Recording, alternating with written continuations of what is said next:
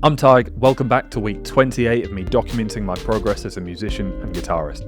Every week I spend tons of time, probably adds up to hours every week, improvising guitar solos to random backing tracks on YouTube or songs that I'm listening to at the moment. This week I decided to do something a little bit different and invest some time and a bit more work up front in creating my own instrumental track that serves mostly as a backing track for me to still do guitar solos over, but something that I can call my own, exercises the songwriting muscle a bit, keeps my production skills or lack of production skills fresh, and gives me space to keep improvising solos over it, but also come up with some repetitive parts, something that makes it feel a bit more like a song than just a random freestyle.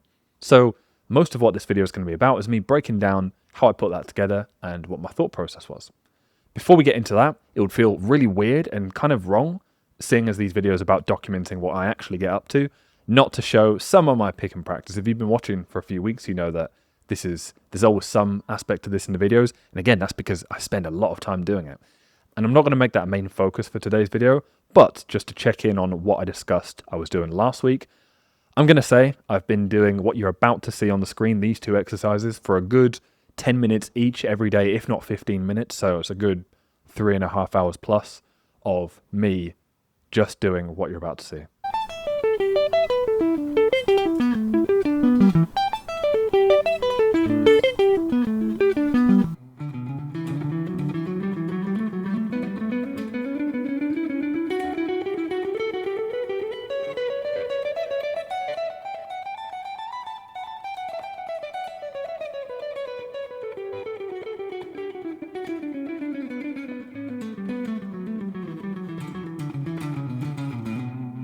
Surprisingly, it doesn't get boring. I actually really get into doing it for 15 minutes, and often I find I could go on even longer. The progress feels very slow, but we'll save that for another day. Like I said, I decided to make my own instrumental track this week.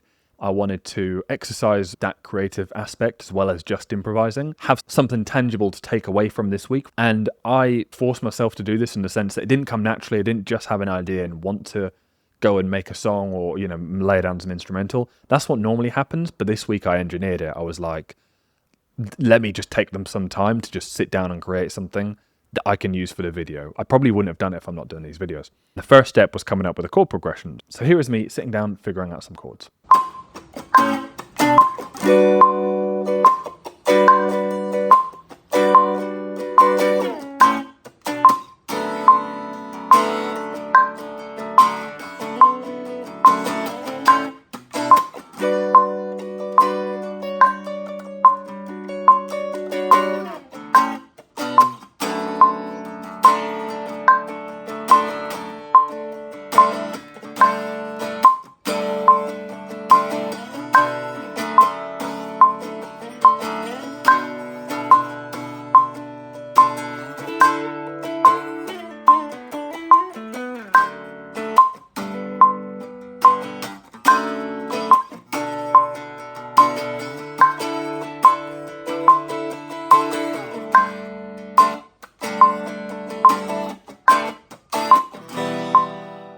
That was just the first thing that came out, and I decided to use that. I wasn't being precious about it or didn't have any big intentions going in.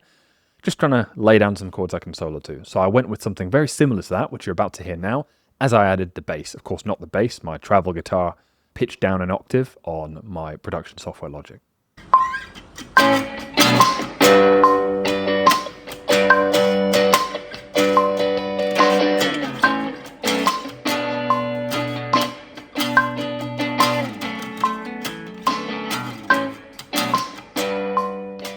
Couple that with the drums you can also hear in the background, which is just Logic's preset drums. I didn't worry about coming up with a drum pattern or anything like that. Just the minimum viable stuff for this week.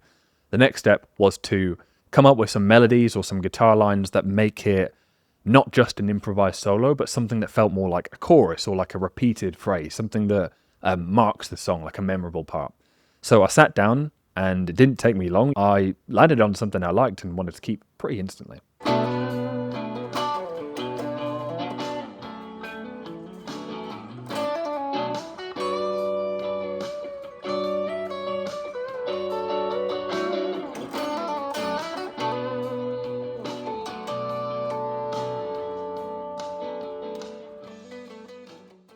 So I got that, I'm sure there's 100 different things I could have come up with if I did it for even just another half an hour.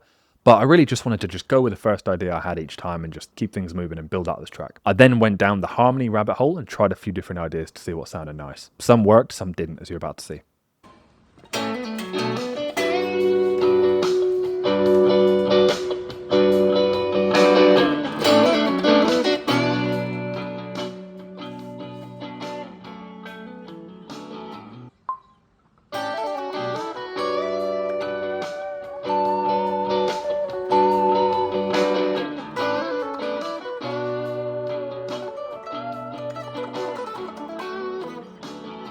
And then before I let that go and thought, okay, here's the chorus section, let's move on, I had a little idea to add in some embellishments, some harmonics on the guitar. And this is one of my favorite things that I did. It was just an on-the-spot idea, and I think it really adds to this section.